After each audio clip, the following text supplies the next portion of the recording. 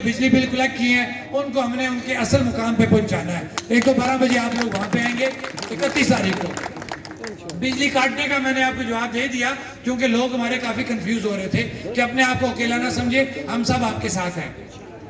اور کیونکہ کافی لوگ یہاں پہ آئے, میں ان کا شکریہ ادا کروں گا کہ کئیوں نے اپنا ٹائم ہمیں دیا, کئیوں کو بلا نہیں سکے, وہ مختلف تنظیموں کے صدور ہیں, ان کے عہدیدار ہیں, میں ان سے معذرت بھی کروں گا.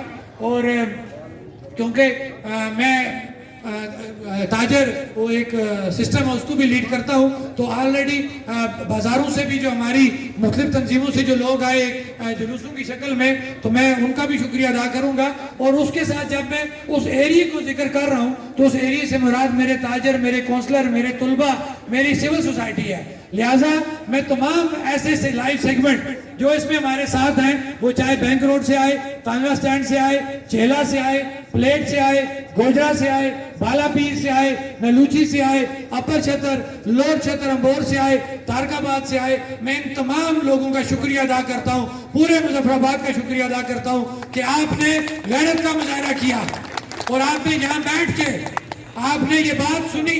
اور الحمدللہ میں ایک اور بات کہوں کہ میں ہمیشہ یہ بات کرتا ہوں کہ اب یہ تحریک نہیں رکنی. وجہ کیا ہے کہ آپ لوگ باشعور ہو چکے ہیں. باشعور ہونے کی یہ بیسک وجہ جو آپ پرسکون بیٹھے ہوئے ہیں, یہ حقیقت بات ہے.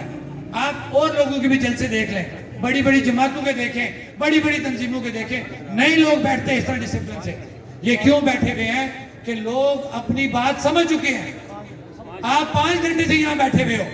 میں اپنے امیدواروں کو یہ کہنا چاہتا ہوں, آؤ دیکھو 5واں گھنٹہ ہو چکا ہے, پنڈال بھرا ہوا ہے, کہیں نہیں گئے یہ لوگ. اس لیے نہیں گئے کہ یہ لوگ باشعور ہو چکے ہیں. میں بار بار یہ بات کہہ رہا ہوں کہ آپ ان لوگوں کو آپ ٹرک کی بتی کے پیچھے نہیں لگا سکتے.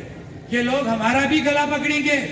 ہم بھی تیار ہیں اس چیز کے لیے کہ اگر ہم نے اس کمیٹی نے کہیں چیٹنگ کی تو میں یہ اوپن یہ بات کرتا ہوں کہ یہ لوگ ہمیں بھی نہیں چھوڑیں گے.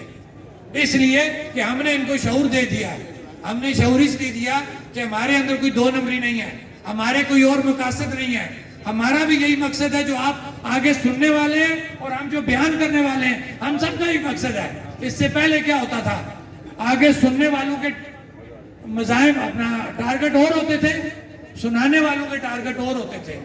سننے والے اور سنانے والے کے ٹارگٹ میں 100 اور 1 روپے کا فرق ہوتا تھا. سننے والا 1 روپے کا اقدار ٹھہرتا تھا, سنانے والا 99 روپے لے جاتا تھا. میں سیاسی بات نہیں کروں گا, آپ کو سمجھاؤں گا, لیکن یہ جو ہم نے سامنے